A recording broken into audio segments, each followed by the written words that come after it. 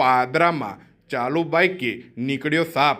ભારે જહેમત બાદ પ્રાણીજીવ રક્ષક સંસ્થાએ સાપનું રેસ્ક્યુ કર્યું। પાદરામાં બાઇક લઈ નીકળેલા યુવકની ચાલુ બાઇકની આગળના ભાગે એક સાપ નીકળ્યો હતો।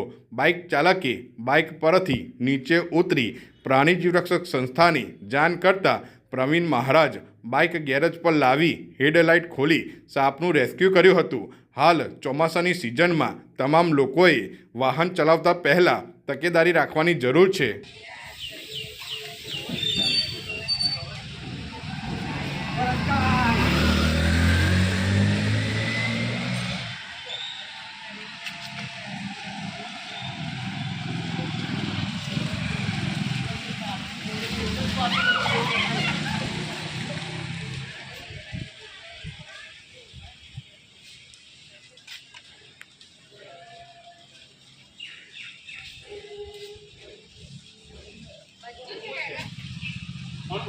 ના ના